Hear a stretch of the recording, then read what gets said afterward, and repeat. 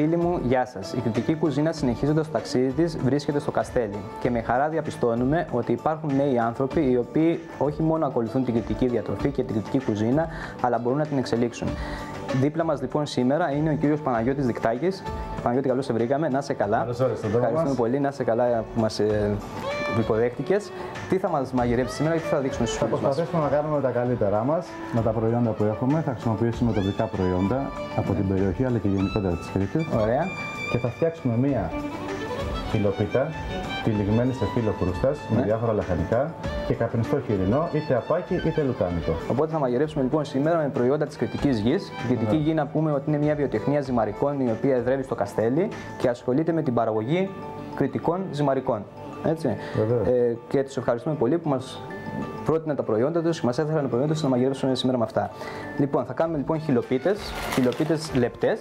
Χιλοπίτες λεπτές χρησιμοποιούμε για το λόγο ότι έχουν τη δυνατότητα και απορροφούν σε όλο το μήκος και το πλάτος όλες τις γεύσεις που μπορούμε να τις νταμώσουμε μεταξύ τους. Ναι, και από ό,τι μου έχεις πει, τα ζυμαρικά δεν χρειάζεται να τα βράζουμε και πολλή ώρα. Έτσι. Οπότε θα τα βάλουμε στην κατσαρόλα μας για πόση ώρα περίπου? Περίπου 2 με 3 λεπτά το μάξιμο. Λοιπόν, να σε βοηθήσω εγώ για να λύσω τον κόμπο. Συνήθως εγώ δένω κόμπους.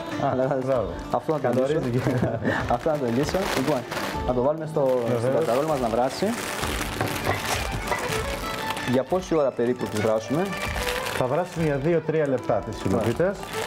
Μόλις το νερό έχει αρχίσει και αφοπλακίζει, τις ρίχνουμε μέσα χωρίς αλάτι το νερό. Χωρίς αλάτι. Να το πούμε αυτό ότι δεν χρειάζεται. Δεν χρειάζεται αλάτι γιατί η συγκεκριμένη συνταγή που θα κάνουμε είναι κάπως αλμυρά. Ναι, τα υλικά που θα χρειαστούμε, οπότε δεν θα χρειάζεται το νερό. Είναι σημαντικό στο νερό που θα βράσουμε τις χιλοπίτες να μην είναι πάρα πολύ τόσο ώστε να ξεπλύνει όλη αυτή τη μαστοριά που έχει μέσα η χιλοπίτα για να ξεραθεί και να δέσει έτσι.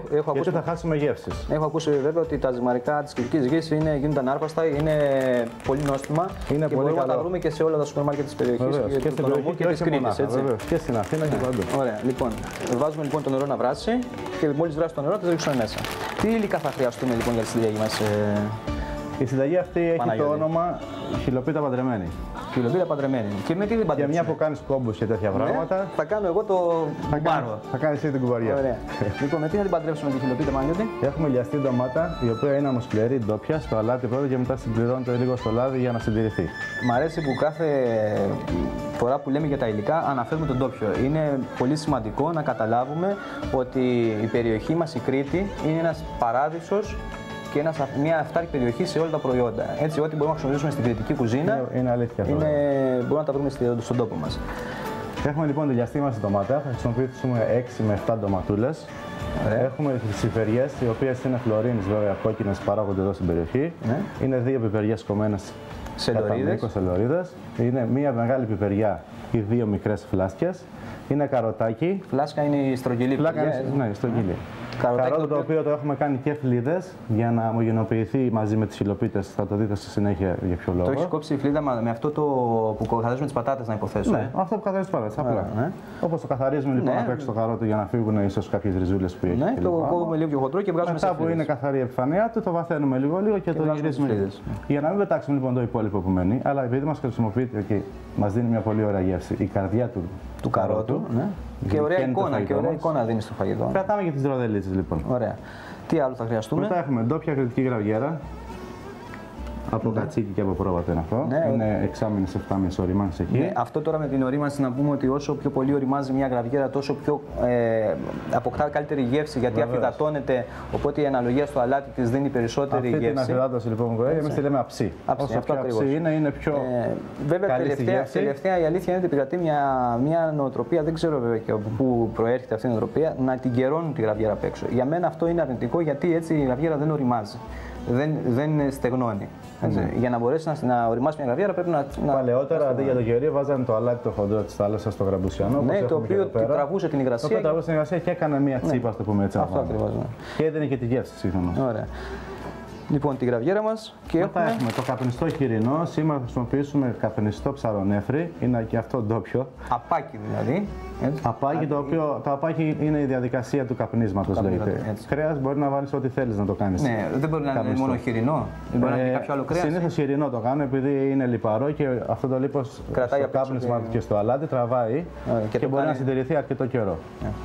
Να πούμε τώρα ότι εδώ το απάκι και το σύγκλινο, ας πούμε, είναι εφεύρεση των παλιών μας, γιατί ψυγεία δεν υπήρχαν, οπότε έπρεπε να βρουν έναν τρόπο να συντηρούν τα κρέατα. Ένας τρόπος λοιπόν ήταν το κάπνισμά τους. Από πιο παλιά που δεν είχαν κρέας, ψάχναν να βρουν αν έχουν το κρέας, δεν το κάνουν. Το ξέραν αυτοί και μετά που βρήκαν το κρέας ήταν πολύ, θέλαν να το συντηρήσουν. Σωστά, ναι. Λοιπόν, και θα κάνουμε και με λουκάνικο. Και με καπνιστό λουκάνικο, χοιρινό και αυτό. Ωραία. Το οποίο έχει εναλλακτική κατάσταση. Όποιος θέλει, ας πούμε, και ποια γεύση του αρέσει, πιο βαρύ, πιο ελαφρύ, να χρησιμοποιήσει. Ωραία. Ο τρόπος παρασκευής είναι ακριβώς ο ίδιος. Το νερό. Όχι, θέλει λίγο ακόμα. Εντάξει. Λοιπόν, να πούμε τώρα ότι εκτός τις χυλοπίτες, τις ψηλές, εκτός του τρόπου λοιπόν που γνωρίζουμε μέχρι σήμερα που μας μαγειρέψουμε με διάφορα κρεατικά και αυτά, σήμερα κάνουμε μια εναλλακτική, γιατί είπαμε το να μπορείς να εξελίξεις την κουζίνα σου, αυτό δεν σημαίνει αποκλειστικά και μόνο ότι μένεις στις παραδοσιακές συνταγές. Η κουζίνα είναι μια εξέλιξη, είναι αυτός που μαγειρεύει πρέπει να είναι πρώτα ερασιτέχνης. Δηλαδή, αυτό είναι βασικό. Έτσι, να αγαπά αυτό που κάνει, έτσι, και να αγαπά αυτό που κάνει και μέσα από την αγάπη του για την κουζίνα να την εξελίσσει. Πολύ σωστά. Λοιπόν. Και αν δεν είχαμε για τις παραδοσιακές αρχές και γεύσεις και τρόπους μαγειρέματος, δεν θα μπορούσαμε να κάνουμε εξέλιξη. Γιατί η εξέλιξη πρέπει να ξεκινήσει από κάπου. Από κάπου και να συνεχίσει. Και να πούμε βέβαια ότι εμείς ποτέ δεν λέμε ποσότητες σε γραμμάρια. Γιατί το να πει σε γραμμάρια σε κάποιες ποσότητες, αυτό έγκυται στο πόσο ο καθένας θέλει να φάει το φαγητό του. Δίνουμε μια γενική εικόνα του φαγητού, βέβαια, και από εκεί ο καθένας την κάνει και θα φέρνει στα μέτρα του. Αν θέλει πιο πολύ απάκι, μπορεί να βάλει στη συγκεκριμένη. Μπορεί κάτι το λέω γιατί κάποιο μπορεί να βάλει.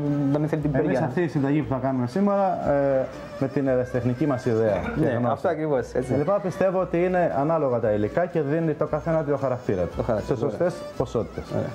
Λοιπόν, για να συνεχίσει η κουμπαριά, πρέπει να βράσουμε, είπαμε, τις χυλοπίτες. Δεν ξέρω αν έχουμε πάρει άδεια από το δεσπότη. Έχουμε πάρει άδεια από το Θα κάνουμε τώρα ένα πολιτικό στην αρχή. Βάζουμε λοιπόν, γιατί πριν ξεκινήσαμε μου είπες ότι πρέπει το νερό να είναι περίπου σε αυτή την ποσότητα, στο μισό κιλό, γύρω στα 2 λίτρα. 2 λίτρα, ναι. Και αυτό το λέμε γιατί δεν πρέπει να ξεπληθεί η χυλοπίτα. Αυτό βέβαια έχει και ένα αρνητικό κάπου. Συνήθως ξεπλύνουν τα ζυμαρικά για να μην ομογενοποιούνται μεταξύ τους. Το άμυλο που βγάζει όταν είναι στη βράση τους θα δένει πολύ. Εμείς θα το αποφύγουμε αυτό με το μόλις θα βγάλουμε ζεστά, θα σουρώσουν το σιρωτήρι μας και θα βάλουμε πολύ λίγο ελαιόλαδο. Ούτως ώστε να έχουν μια απόσταση μεταξύ τους. Ορισμένες φορές που έχω δει να χρησιμοποιούν ελαιόλαδο μέσα στην κατσαρόλα. Αυτό δεν είναι. Κάποιες φορές το βάζουν το ελαιόλαδο γιατί όταν έχει αυγό όπως είναι η μυγδάλη που είναι η χυλοπίτα μας, κάνει ένα αφρό. Και το λάδι αυτό κάνει μια επιφάνεια από πάνω και σπάει τον αφρό αυτό και δεν φεύγει έξω το νερό όταν βράσει πολύ. Μάλιστα, ωραία. Και για γεύση, όταν είναι άγκουρο το λάδι, ειδικά τώρα θα βγουν τα φρέσκα λάδια. Να σε ρωτήσω κάτι τώρα, Παναγιώτη, στο σπίτι σου μαγειρεύεις εσύ? Αυτό είναι. Πρόσεχε την απάντησή σου, μπορεί να χρησιμοποιηθεί εναντίον σου, έτσι. Αναλόγως την περίπτωση. Και εγώ όταν ξέρεις που πατάω, όταν με καλούν σε τραπέζια, μου λένε έλα να κάτσουμε να φάμε, δεν μου λένε όμως πρέπει να πάμε να γυρέψω. Μου το λένε μετά. Μου λένε μια και ήρθες, δεν πας στην κουζίνα. Σε τιμά ιδιαίτερα. Απλώς να μην επαναλαμβάνεται συνέχεια. Επειδή τρώγω μάλλον πολύ, πρέπει να πληρώσω με κάποιο τρόπο. Είναι πολύ καλός τρόπος να πληρώνεις, διότι είναι δύσκολες οι εποχές. Η πληρωμή σε είδε. Βεβαίως. Λοιπόν, θα αφήσουμε λίγο εδώ, λοιπόν, περίπου γύρω στα 3 λεπτά. Ναι, 2 με 3 λεπτά. Δεν θέλουμε πολύ να μαλακώσουν, διότι εμείς θέλουμε απλώς να τους σπάσουμε αυτή την αγκυλότητα που έχουν για να μπορέσουμε να τις στρώσουμε μετά πάνω στο φύλλο κρούστας εδώ που έχουμε. Ωραία. Και θα βάλουμε τα υπόλοιπα υλικά και θέλουμε ίσα-ίσα να μην έχουν υγρασία και να μην σπάνε. Γιατί θέλουμε να τις βάλουμε κατά μήκος, ούτως ώστε όταν γυρίσει το ρολό να είναι και σαν το ρολό κόψουμε μετά, να μπορεί να κοπεί σε φέτος. Να φαίνεται ίνες, ας πούμε, της χυλοπίτας. Να πούμε, φίλοι μου, ότι για την σημερινή συνταγή το Εινοποιείο Ντουράκι μας έχει προτείνει ένα πολύ ωραίο κόκκινο κρασί, το Grenache Rouge.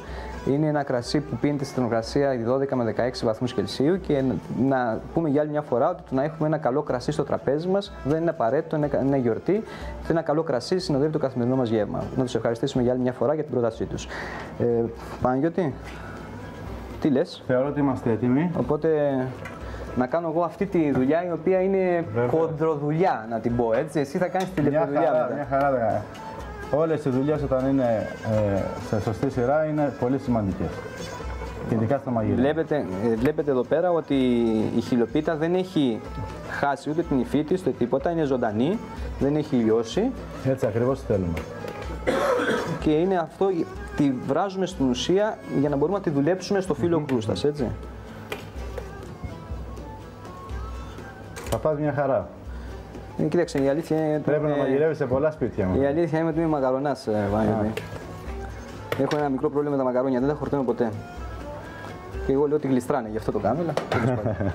Λοιπόν, να σβήσουμε το μάτι και να ξεκινήσουμε λοιπόν εδώ να φτιάχνουμε τώρα την παντρεμένη. Τώρα θα κάνουμε τη στρώση μας. Θα βάλουμε λίγο λαδάκι που αναφέραμε προηγουμένως.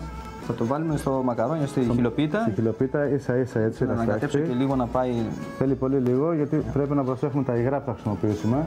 Να πούμε το ομό λάδι, επειδή έχουμε την εντύπωση ότι το κριτικό λάδι, το ελαιόλαδο, ότι μόνο μαγειρευτό και ομό λάδι είναι πάρα πολύ ωραίο ακόμα και σε μαγειρευτά φαγητά. Αν μπορούσε τώρα να τραβήξει η κάμερα και το άρωμα που μπήκε και αναδύεται από τη ζεστή χιλοπίτα. Αν δεν ήξερα ότι ήθελες να φτιάξεις εκεί αυτό που θες να φτιάξεις, θα είχα δοκιμάσει ήδη. Ναι. Αλλά το αφήνω. Άστο και θα κοιτάξω ότι αυτό θα κάνει πολύ νόημα. Κάτι ωραία. Λοιπόν. Προχωράμε λοιπόν στο επόμενο στάδιο και θα προσπαθήσουμε μετά τις χιλοπίτες να τις βάλουμε όσο γίνεται κάθετα. Γιατί μετά που θα γίνει ρολό αυτό, θέλουμε να φαίνεται η χιλοπίτα το κάθε κομμάτι ξεχωριστά. Ωραία. Τη σηκώνουμε λοιπόν ψηλά, τοποθετούμε στην άκρη και απλώνουμε τις απλώνουμε στο φύλλο, έτσι. Θες να σε κρατάω εγώ να σε βοηθήσω λίγο? Αν μπορείς. Κάνω το έτσι.